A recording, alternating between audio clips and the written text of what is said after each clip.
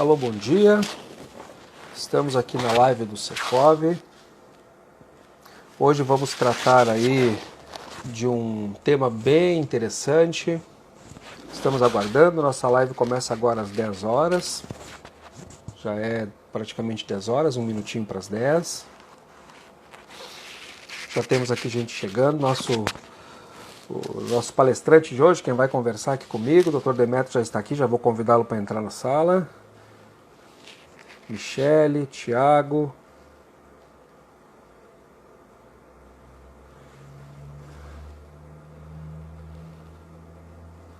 Mariana, aqui meu xará também, Thiago já está aqui, SRBS está aqui, bom dia, obrigado, bom dia.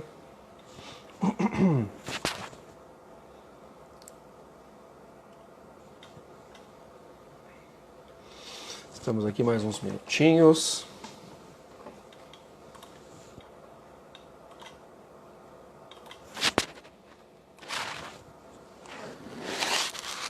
As pessoas já estão chegando.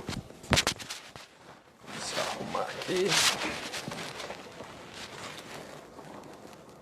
Vamos chamar o nosso convidado.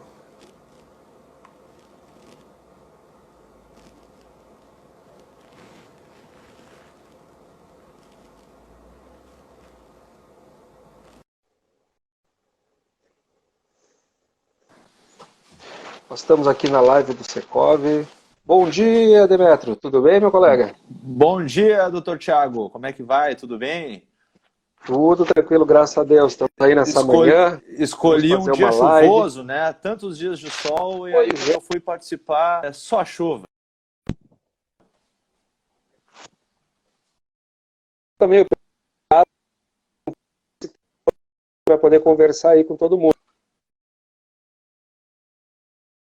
Casa.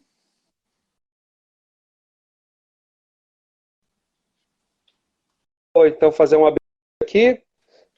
Já são 10 horas e 2 minutos. Já temos aqui o nosso convidado. Vamos ver quem já tem aqui. As pessoas já estão entrando. Então, vou me apresentar. Meu nome é Thiago Strasburger, sou assessor jurídico do Secov. E hoje nós temos a live As Relações Contratuais em Momento de Crise.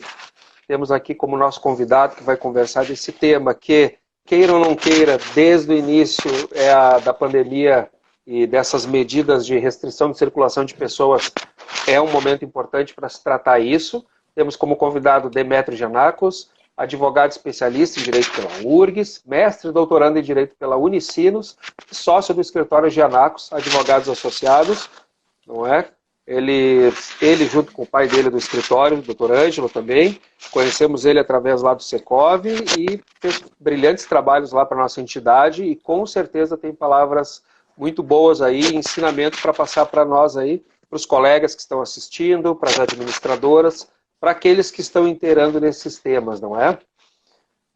Lembrando a todos, o Secov é o Sindicato da Habitação, representa os condomínios, as imobiliárias, e nesse momento da pandemia aí, que as pessoas estão com a circulação restrita, comércios estão alguns fechados, outros a meia porta, como se fala, não é? É importante a gente tratar desses temas e a gente busca, através da live, alcançar esses conhecimentos para vocês.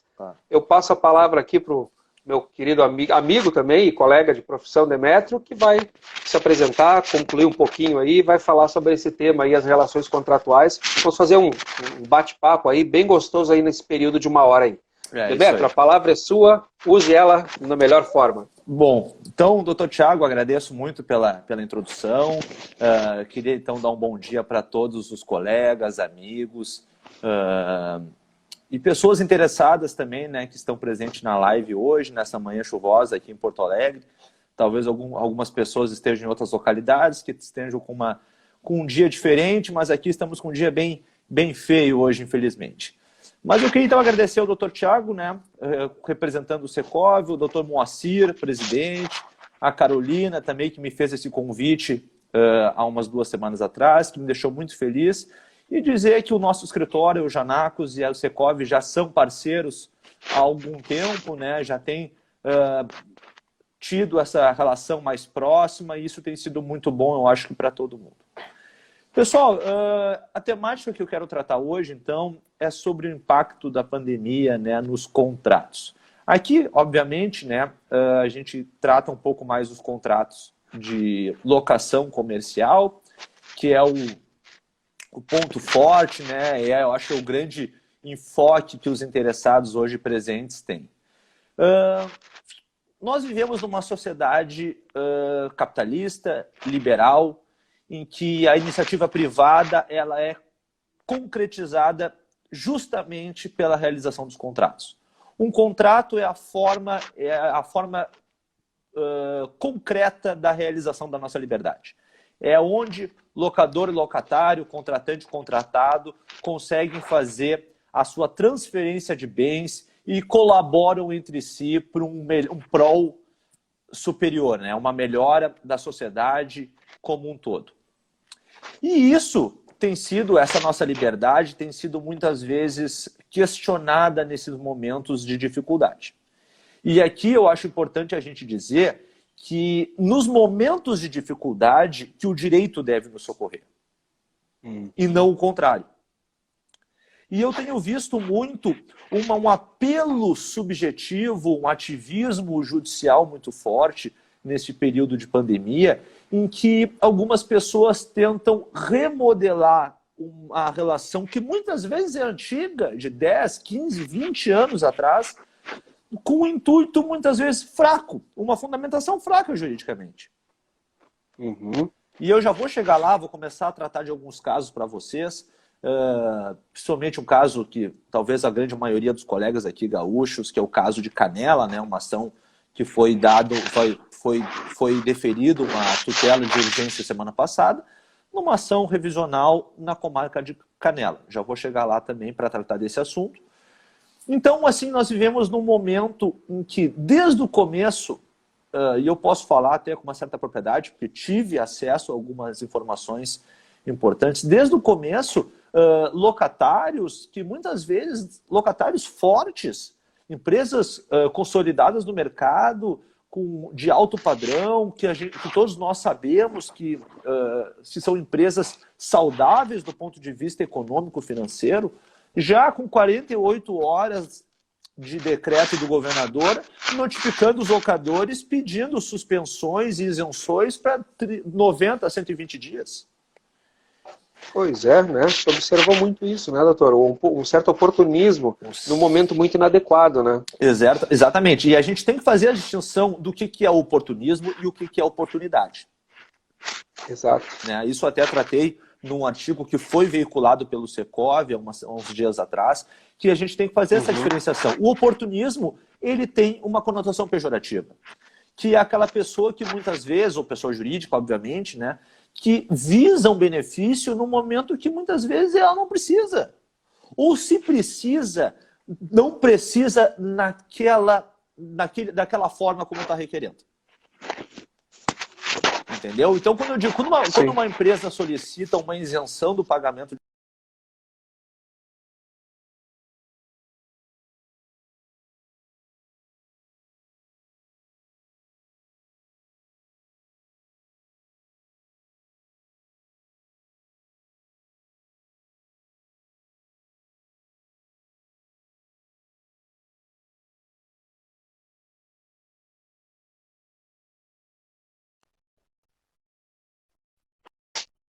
importante.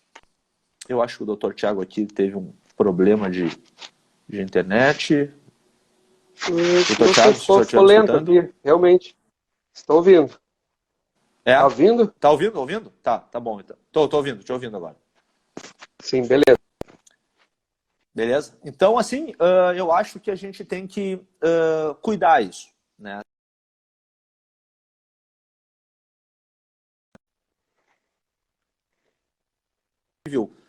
Os termos pactuados anteriormente à pandemia são fundamentais. Porque quando a gente faz um contrato de locação, por exemplo, locador e locatário, eles criam uma regra jurídica. Olha, receber aquela quantia como locador é bom, E para o locatário pagar aquela quantia também está de acordo conforme a previsibilidade e a ideia de negócio que o locatário tem. Então, no momento que chega um terceiro, um juiz, e muda a regra do jogo, a gente distribui ônus. E quando a gente distribui ônus, a gente quebra a base do contrato firmado. E o juiz, muitas vezes, ele não tem noção dos impactos econômicos que isso acontece. E isso é uma crítica que eu faço também, de certa forma, ao judiciário. Existe um distanciamento entre o que é feito no foro e a realidade. E quando a gente trata de contratos empresariais, a realidade é a relação econômica das partes. Como é que o locador é? O locador, ele vive daquilo. O locador é uma pessoa física, uma pessoa jurídica pequena que necessita daquela renda para ter a sua subsistência, para conseguir ter uma dignidade razoável de vida. Ou o locador é uma grande empresa que usa simplesmente aquilo como investimento. Então a gente também tem que, da mesma forma como existem diversos locatários, existem diversos tipos de locadores. O Dr. Thiago pode ser testemunha nisso. E a gente não pode simplesmente olhar a situação de um lado só. Não pode olhar o campo de trás só de uma goleira. A gente tem que olhar o campo no meio do campo para ver como é que são os dois lados. Não sei se o senhor quer fazer. Doutor Thiago, pode. Isso é um detalhe muito importante, não é? Muitas vezes o inquilino, ou nesse caso as relações contratuais locatícias, tem a ideia de que o locador é um especulador, é alguém que está ali apenas para oferir lucro e resultado. Exatamente. E as imobiliárias que eu tenho contato e procuro muitas vezes conversar com elas, com várias, aproveito as oportunidades e pergunto, não é? E eles dizem, a grande maioria, de 80% a 90% dos locadores, são pessoas que têm um imóvel que é, a grande maioria, a sua subsistência também. Claro. Então essa situação aí mexe com eles também, não é? É poucos que são, como você disse, não vou dizer especuladores, mas são investidores, que têm como investimento, que têm outras fontes de renda, talvez, não é?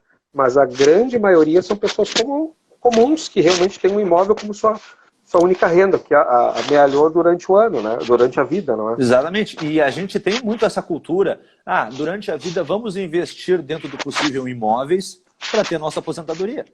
O funcionário liberal vive muito disso. O funcionário liberal vive disso. Ou tu faz uma previdência privada, algum outro tipo de investimento, ou acaba investindo em imóveis. E quando a pessoa tiver 70, 75, 80 anos, ela vai viver daquilo ali. Então, a gente tem que levar isso em consideração. E quando eu digo a gente, o judiciário, né, o terceiro que está intervindo naquela relação, ele tem que levar isso em consideração. Mas então, seguindo, eu acho que desde o começo da pandemia, nós estamos diante de um choque simétrico nas relações. E o que eu quero dizer com isso? Muitas pessoas acreditam que o impacto econômico foi muito prejudicial para o locatário. Mas, na verdade, não. Ele atingiu da mesma forma locatário e locador. Porque o locador, ele sofre na mesma medida que o locatário sofre. O credor depende do seu devedor. O que seria de uma recuperação judicial sem a saúde do recuperando para com seus credores? Senão não existiria, senão ela não teria por que existir. Então o credor, ele depende diretamente do seu devedor. Então, no momento em que o locatário, ele força um pouco a barra, ou pode eventualmente forçar um pouco a barra, ele está prejudicando o seu parceiro de negócio. Ele está... Então, assim, nós acabamos nos deparando com o chamado mercado escasso, em que tanto o locador quanto o locatário se deparam numa situação em que a melhor situação é a cooperação. Porque, por exemplo, se o locatário sai do imóvel, nesse momento ninguém vai investir.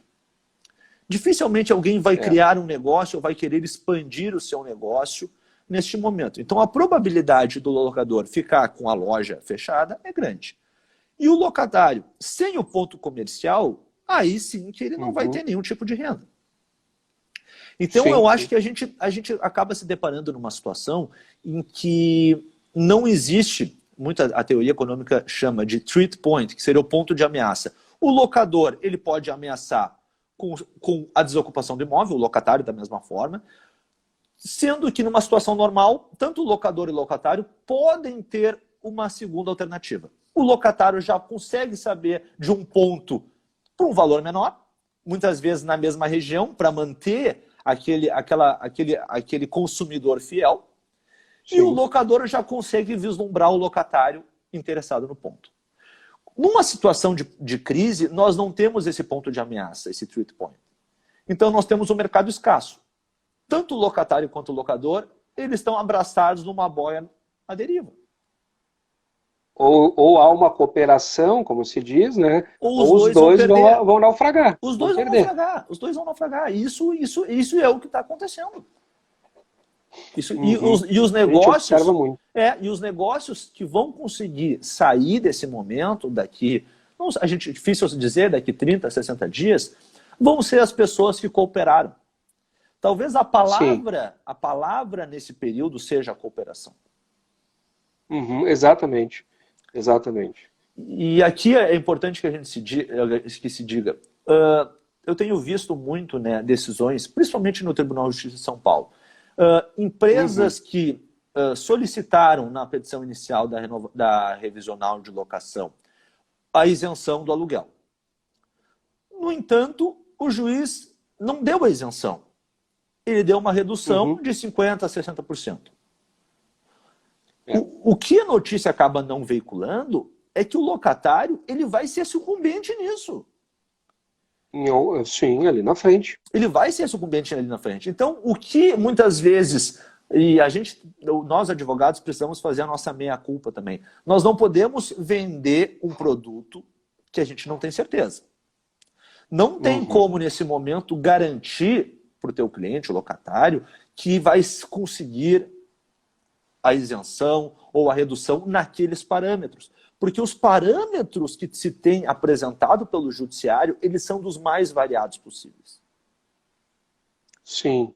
E eu tenho tido uma certa dificuldade de vislumbrar como é que é a vinculação do juiz para com a prova produzida.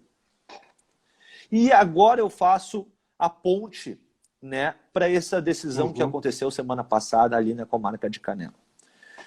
Realmente. Eu conversei anteriormente com o Dr. Tiago, essa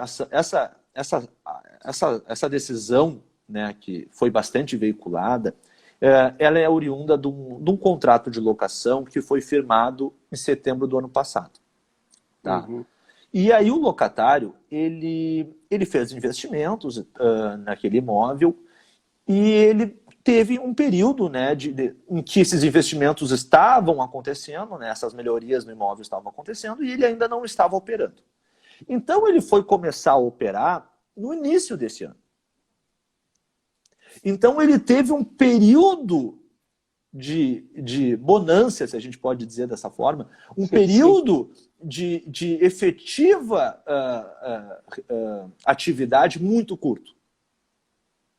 E o locativo que eles haviam pactuado era de 5.250 no contrato de locação.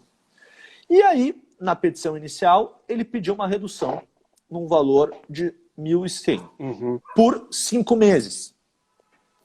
E a juíza, na sua decisão que deferiu a tutela de urgência, ela fundamentou no artigo 374, inciso 1º do Código de Processo Civil, que diz o seguinte: quando houver uma notoriedade, a situação, a situação exterior é tão notória que aquela prova não precisa ser feita pelo autor. Mas aí eu faço um complemento. Nenhum de nós pode dizer que nós não estamos vivendo num momento de exceção, de dificuldade. Mas a forma como essa redução vai acontecer, isso é passível de prova, no meu entendimento. Exato. Tem que se fazer essa distinção, não é? Exatamente. Porque senão a gente começa a ter a primeira parte do que você falou da interferência nas questões privadas.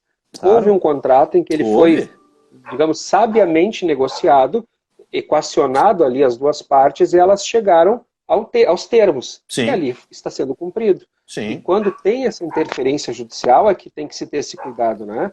Eu lembro que você comentou que tem alguns colegas que acabam falando assim, que eu já vi, o pessoal me liga e fala em algum atendimento ou manda por e-mail, o advogado do inquilino disse, não paga e deixa assim que amanhã nós resolvemos. Não é assim, né? Não é assim. Vai observar que não funciona assim. Esse é o pior caminho que se tem para seguir em qualquer resolução contratual, é jogar para a justiça. Claro. Não é? Existem situações que sim, merecem, mas num momento como o nosso, eu acredito que não é o caso ainda. Não é o caso. Não é o caso. E é importante a gente fazer uma distinção. A nossa realidade gaúcha, do ponto de vista, num parâmetro nacional, é muito melhor. O sul do Brasil, Rio Grande do Sul, Santa Catarina e Paraná, vivem uma situação muito melhor que São Paulo, por exemplo, ou o Norte, o Nordeste, o Amazonas, por exemplo, que está sendo um caos. Exato. Então, assim, a nossa perspectiva, tanto que o nosso governador já há uns dias atrás começou a reabrir alguns pontos no estado, né? Nós temos regiões do estado que já tem o comércio se reaquecendo. Nós temos atividades de alguns segmentos na nossa capital aqui que já estão também reabrindo, já estão com alguns dias de reatividade, né? Claro, com todas os cuidados necessários, mas a gente já tem uma perspectiva, consegue vislumbrar uma situação melhor do que a gente já passou. Então, isso tem que ser levado em consideração. Isso vai ser levado em consideração pelo judiciário. Então, aquela pretensão numa modificação do contrato que anteriormente se podia considerar muito longa, ou seja, uma modificação para os próximos 120 dias, eu acho difícil uma ação ajuizada hoje que consiga uma redução tão longa. Talvez uma modificação de 30 a 60 dias, mas eu já acho 90 precipitado. É muito longo, não é? A gente não tem um prazo para se dizer, mas se tu jogar para frente 90 dias, é muito tempo. É muita coisa. E se somar a redução de um mês para o outro, multiplicar por 3, no caso, a gente pegar um exemplo de 90 dias, é uma grande diferença que impacta diretamente na vida do locador. E essa questão da prova, será que não é importante saber se o locador vive só daquele imóvel? Exato. E se ele só tiver aquele? Aí, por exemplo, esse caso de Canela, vamos considerar, não sei se é o caso, se o locador ele vive daqueles 5.250. Exato. Como é que ele vai viver com 1.100? Não chega, não vence as demandas, as obrigações dele. Ele não paga o condomínio dele. Muitas vezes não paga. Exatamente. E aí gera aquele efeito cascata, exatamente. Né? E ele atrasa uma conta de mão. O locatário não possui outro negócio? Eu não sei. Não sei. Será que isso é discutido na ação judicial? Aí que vai essa questão que você tocou, da decisão liminar, não é? Da decisão de emergência ali na entrada da ação, ela muitas vezes, talvez o juiz não tem muitos elementos para decidir, mas também não quer deixar de ajudar, porque ele também está envolvido nesse momento que nós estamos. Então, ele vê a dificuldade, ele escuta notícias, o juiz é uma pessoa como nós. Escuta, percebe, ouve. Evidente que ele tem que se ater ao que está no processo. E aí que chega aquele ponto que você falou, lá na frente vai haver uma sucumbência, vai haver uma mudança dessa decisão, por quê? Porque o locador vai questionar, realmente, este inquilino que pede esse desconto, ele realmente está sendo afetado por essa crise, assim como se imagina? Porque muitas vezes são pessoas que estão com a relação contratual, seu negócio, não, é um negócio essencial, e aí vem aquela questão da oportunidade, do oportunismo, não é? Para ver como tudo isso junta naquele momento. Então essas decisões, com certeza, podem ser revistas e talvez sejam revistas. Né? Não significa que o inquilino não mereça ou não tenha como ter isso. Mas jogar para o judiciário é muito ruim, para ambos os lados, não é? Eu digo isso. Porque tu vai ter de um lado um ganhador e um perdedor. Alguém que vai estar satisfeito e alguém que vai estar insatisfeito. Claro. E num acordo em que ambas as partes contratam um advogado e eles ajeitam a melhor parte. Sim. Quando é um acordo, não há perdedores. há dois ganhadores. Dois Por quê? ganhadores. Porque nós conseguimos manter o nosso pacto, conseguimos manter o negócio adiante. Como você disse, estamos abraçados, se um rema de um lado e outro rema do outro, nós vamos para frente. Claro. Né? Agora, se cada um remar para um lado ou não remar, os dois morrem. Não é? E assim, agora a gente pode trazer, talvez alguns colegas conheçam essa questão que a gente chama, que existe aquela teoria dos jogos ou o dilema do prisioneiro. Não sei se o Dr. Tiago está familiarizado com essa teoria. Que é quando o seguinte, se põe dois prisioneiros em salas diferentes e diz o seguinte, olha, se o prisioneiro A delatar o prisioneiro B e o B não delatar o A vai para casa e o B pega 5 anos de cadeia. Se o B delatar o A e o A não delatar o B vai para casa e o A pega 5 anos. Se os dois se autodelatarem, eles têm uma redução para 1 ano. O que acontece na prática? Eles sempre correm o risco de delatar o outro. Não, se eles não se delatarem, eles pegam 1 ano. Se os dois delatarem, eles pegam 3. E eles acabam que na prática, delatando um ou outro, os dois pegando 3, porque se os dois cooperassem e ficassem quietos, cada um pegava 1. Exato. Que é a cooperação que se espera nesse momento de vários negócios. Exatamente. Então, se houver uma cooperação, isso se chega num ponto, um denominador comum. E outra coisa, se a combinação for feita para 30 dias, evidentemente, se a situação não melhorar daqui a 30 dias, se pode fazer uma nova pactuação. Pessoal, repactuações durante uma relação jurídica podem ser feitas 200 vezes se quiser. Isso pode ser feito. Isso não tem nenhum óbice jurídico com relação a isso. Esse é um ponto bem importante para que todos tenham essa referência, não é? Eu tenho percebido das administradoras que estão controlando essas situações, é realmente esse fato. Vamos negociar esse mês, porque nós não sabemos quando as coisas vão mudar. Exatamente. Então, negocia um mês, negocia o outro mês, e não tem que haver o desespero, eu preciso saber como vai ser, não. Eu tenho que saber como vai ser esse mês. Próximo mês, e aí você vai se planejando. Vai passo a passo. Vai passo a passo. Tem que ter uma transparência também. Eu falei numa outra live que eu conversei, eu também falei isso. Tem que ter uma transparência. O inquilino tem que perceber o quanto ele tem que apresentar realmente da dificuldade dele. Não é? Sim. Porque, e o locador, neste momento, também diz, olha, eu dependo disso. Claro. Aqui, as minhas obrigações também. Porque isso ajuda um lado a ver o outro.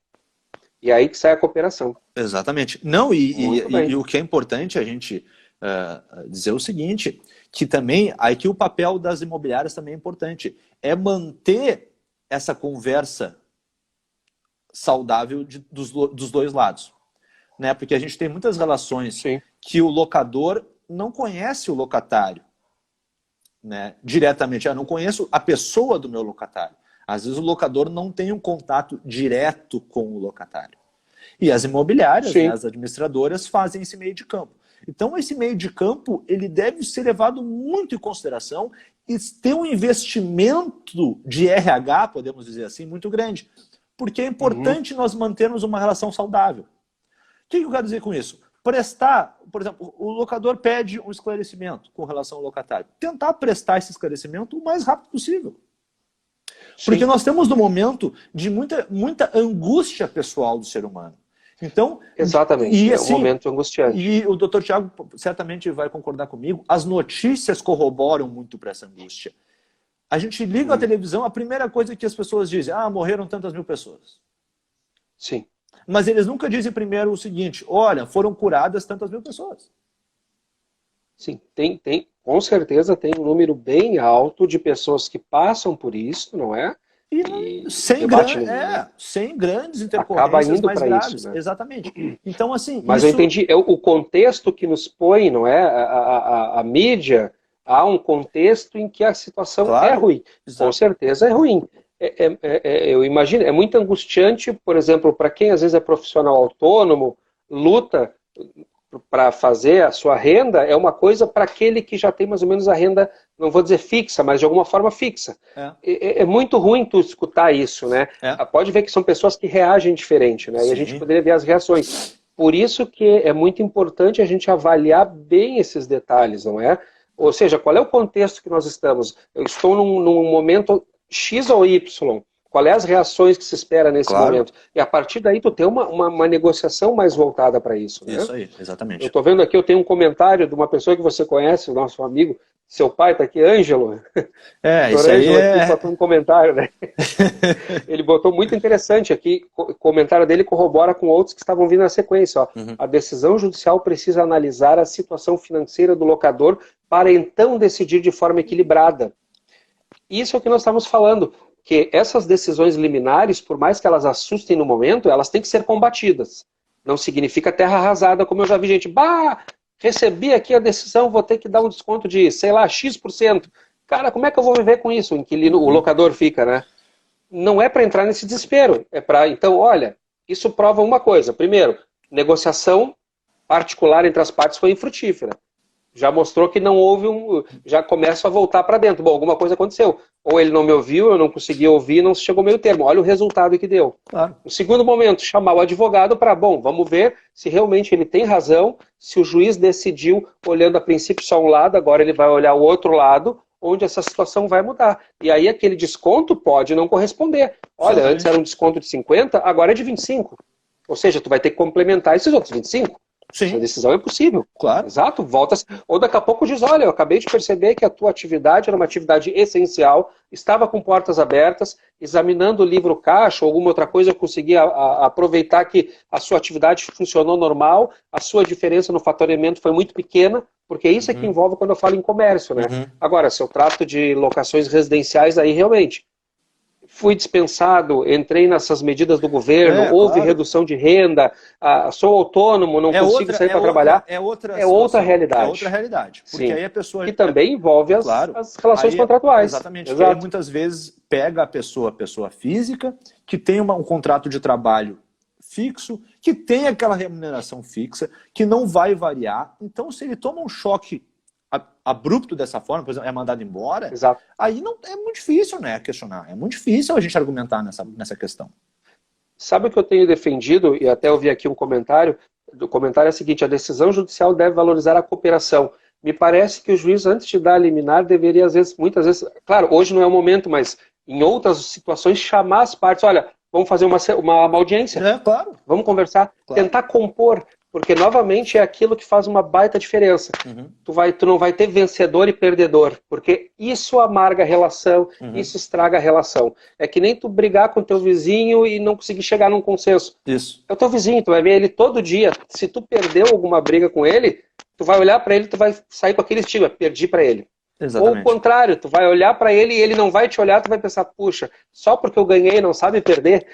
Quer dizer, são relações humanas, na verdade tudo é relações humanas. Tudo. Mas então isso é muito importante, ou seja, lá no judicial, e eu acho que o que eu e o Dr. Demetrio estamos conversando é exatamente isso. Judicial é uma saída? Sim, com certeza. É justa? É uma possibilidade. Mas as relações se resolverão melhor se elas forem na base da cooperação entre as partes, antes de chegar nesse segundo estágio. Com certeza, isso valoriza a decisão. E valorizar a negociação mês a mês. Com certeza. As pessoas têm que ter essa paciência, né? Negociação mês a mês. As partes não precisam fazer uma repactuação longa. Não precisa. Olha, nós vamos fazer aqui os próximos 30 dias. Lá no 25º a gente senta e conversa de novo. É isso. Não tem, não precisa, não é obrigatório sentar, não, nós vamos resolver 90 dias para frente. Não tem essa necessidade, porque a situação ela não é estável o suficiente para tanto. Sim, né? Sim. Ela não é estável o suficiente. Aí uma renegociação muito longa pode, num determinado momento, chega na metade do período, a situação volta ao normal e aí o locador está sendo prejudicado. Exatamente, aí eu passei da situação. O faturamento do locatário duplica, mas ele está pagando 40% do locativo. Exato. Por isso que a negociação tem que ser com a calma, que o momento pede, às vezes não se tem, mas se pede isso, que se faça negociações, como eu vi comentários aqui temos imobiliários assistindo, e locadores, inquilinos, comentaram na live já, olha, as negociações têm sido mês a mês. Claro. Que é o que eu tenho ouvido falar e recomendamos desde o início, não é? E também estava no parecer que o seu escritório fez lá para o Secov também, né? Orientando nesse sentido, não é? E assim, agora essa questão, fiz um apanhado de algumas decisões, principalmente do Tribunal de Justiça de São Paulo, e eu não vi nenhuma decisão que houvesse uma redução tão grande quanto essa de Canela. Então, eu acho que existe uma grande probabilidade de isso chegar em sede de Tribunal de Justiça e haja uma modificação tentando manter uma certa harmonia. Provavelmente. E isso, muito provavelmente. Então, assim, eu acho que dá para se dizer que existe uma tendência forte com relação a isso. Então, isso também é muito complexo do ponto de vista jurídico, porque o advogado ele não pode prometer nada. O advogado que está atuando basicamente no assessoramento de locatário e está, por certo, sendo pressionado para o ajuizamento de ações dessa natureza, ele tem que ter muito cuidado na sua assessoria. Porque ele pode ter por exemplo, dois locatários do mesmo shopping comercial, esses de rua. Sim. E ter uma decisão diferente, com o mesmo locador. Muitas vezes bem separados. Né? Um pode ter uma redução de 60%, o outro de 40%.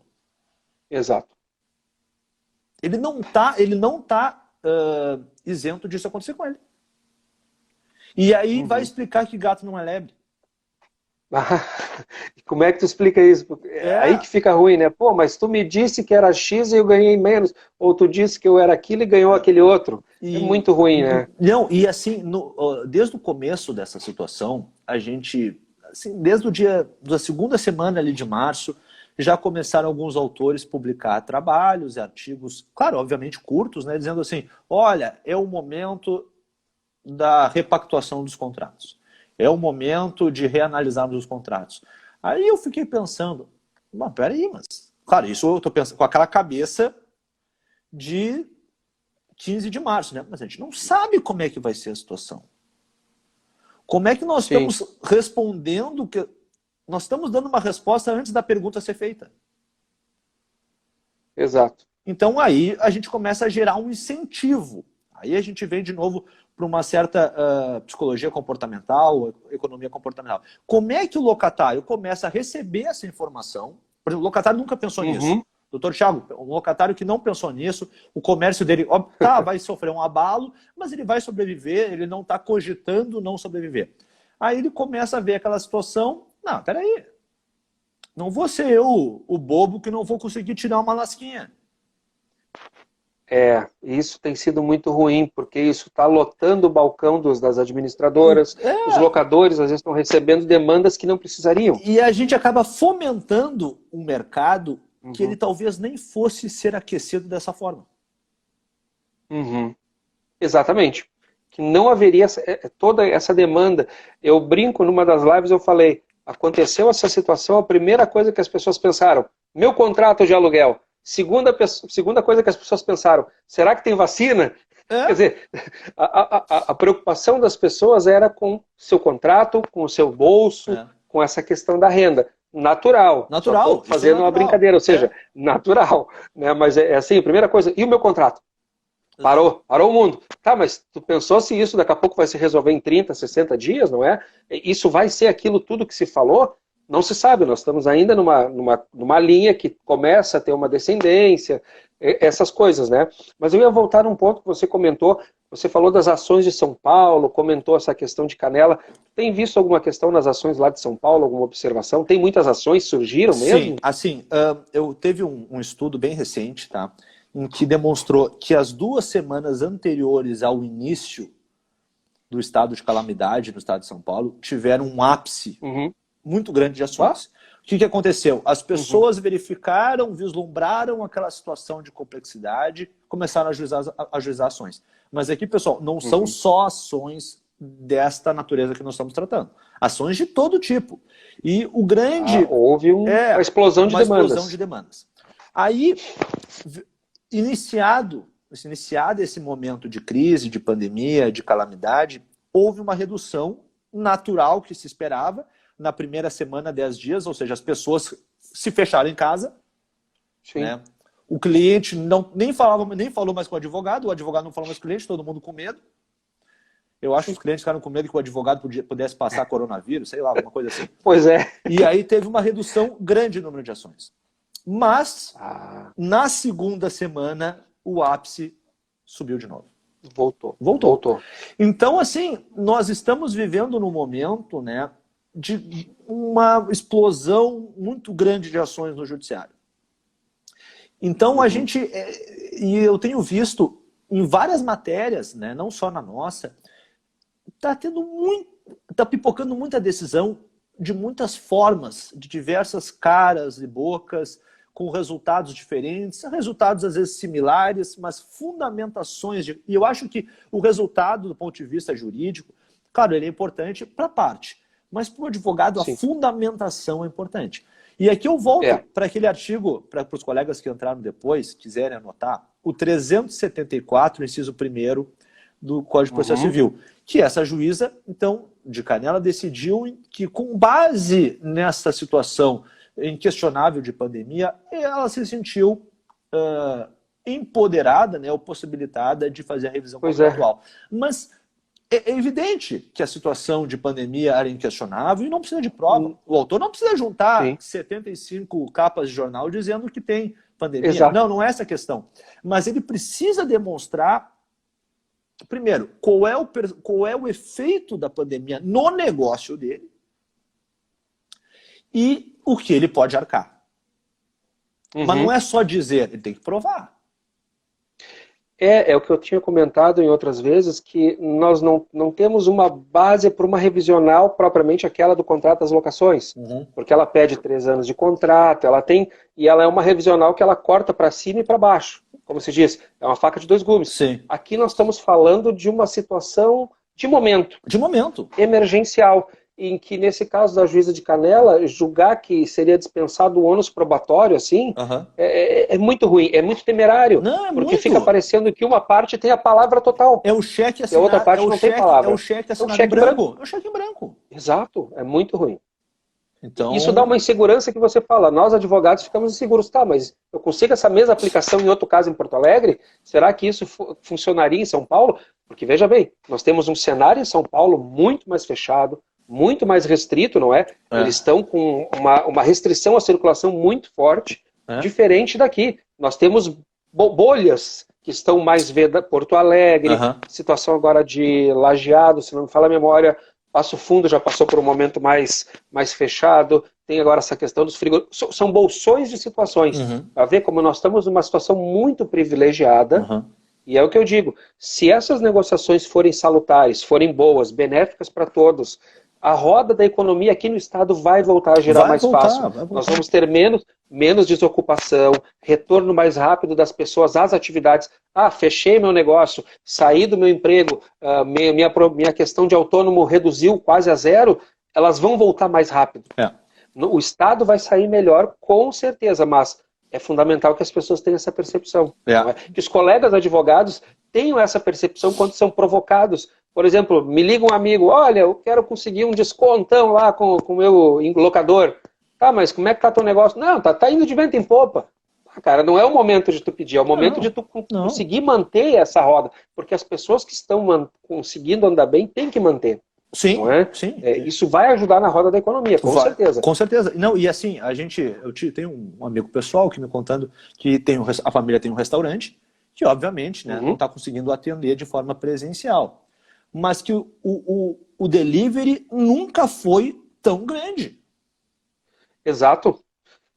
A gente viu reportagens na televisão de comércios que mudaram para delivery e que fizeram cálculos. Olha, se eu conseguir chegar a tantos deliveries, eu mantenho meus funcionários e a minha condição mínima. Exatamente. Ou seja, cara, isso é o empreendedorismo. Isso é o sujeito ser empreendedor. E é o sujeito que vai saber sobreviver.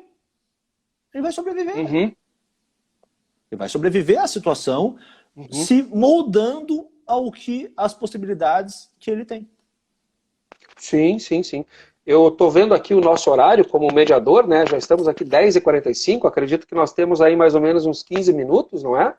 Eu não sei pra gente já mais ou menos ir se encaminhando, né? Eu vi aqui de forma meio breve algumas perguntas, eu acho, questionamentos foram feitos. Eu não sei se doutor Thiago. Eu sim, eu estava acompanhando aqui, né? Muitas dos questionamentos nós mais ou menos fomos comentando, nós fomos falando, né? Sim, Aqui sim, fomos respondendo de forma... Exato, conforme foi andando, eu também fui puxando alguns temas aqui, né? Para que a gente pudesse conduzir. Não, houveram muitos comentários, perguntas assim, teve uma ou duas que eu vi que a gente mais ou menos comentou.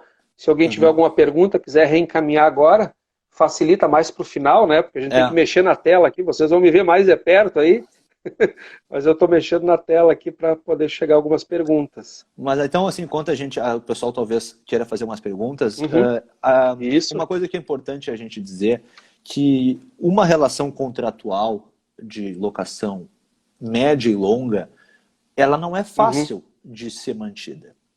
Então, aquelas partes que já têm uma relação de 5, 10 anos, no primeiro momento, de forma às vezes abrupta, notificar de forma meio envezada ou entrar com uma ação de revisional de locação, isso quebra a confiança. Exato. Isso quebra a confiança. E aí, superado esse momento, no outro ponto de renovação, o locador vai se lembrar disso. E vai se lembrar disso. Que naquele momento de dificuldade, o locatário não quis conversar com ele.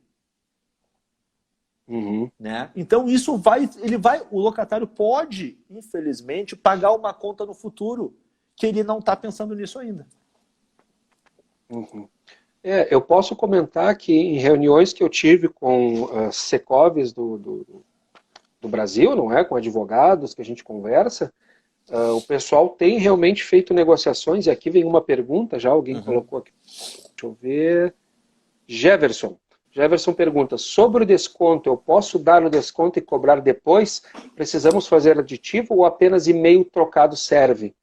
Não, eu acho que com e-mail, sendo, como é que eu posso dizer, confirmada a negociação por e-mail, até mesmo pela dificuldade da negociação presencial, né, até pela questão de saúde, eu acho que uma negociação feita por e-mail pode sim ser base jurídica, fundamentação jurídica para fazer uma modificação. E, inclusive, essa pergunta do colega, uma concessão nesse momento pode ser cobrado no futuro. O que eu quero dizer com isso? Olha, eu aceito como locador dar uma redução de 50% para o locatário nos próximos 3 meses. Mas essa diferença ele vai me pagar num prazo de 1 ano depois que a situação voltar.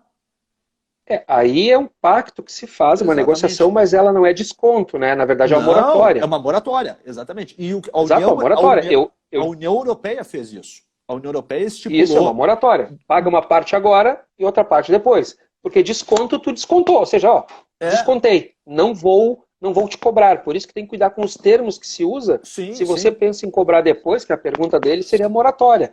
Não é? Que é o que no Brasil tem vingado em termos de orientações, não é? Nesse sentido. É moratória, nesse momento.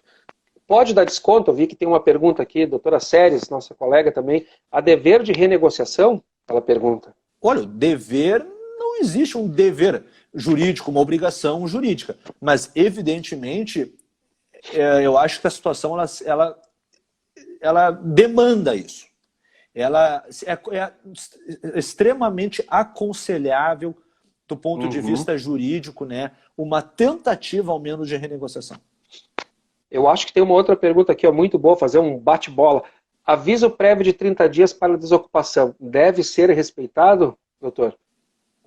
Acho que sim. Olha, me parece que os termos do contrato estão perfeitos, não muda nada. Acho que sim.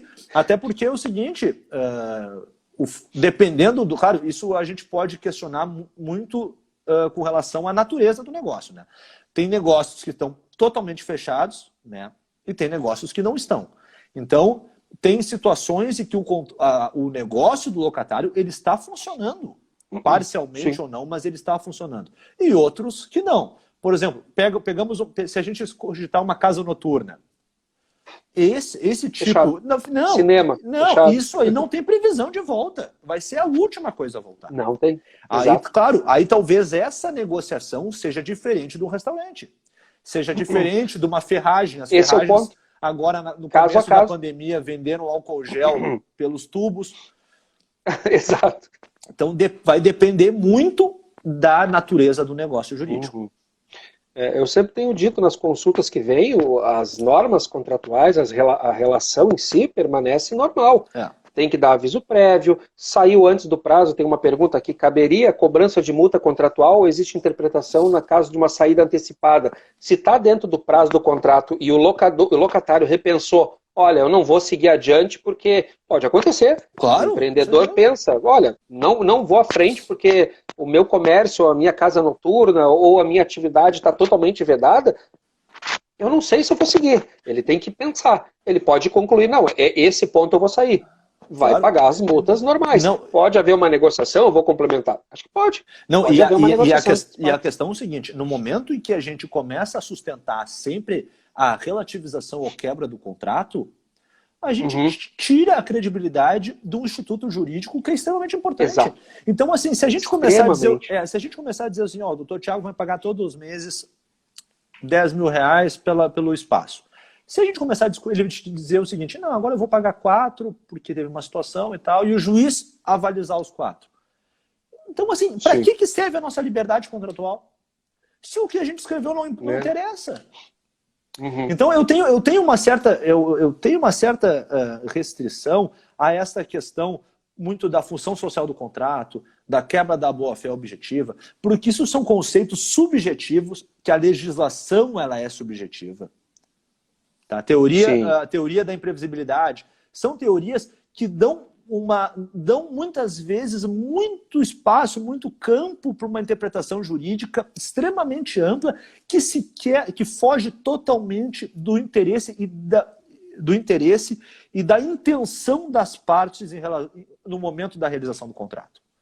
O que as partes queriam no momento da realização do contrato? Elas queriam uma relação negocial longa, frutífera. Sim, isso é evidente. Exato. Isso é evidente. Então, qualquer interpretação que fuja disso é uma interpretação contrária ao contrato.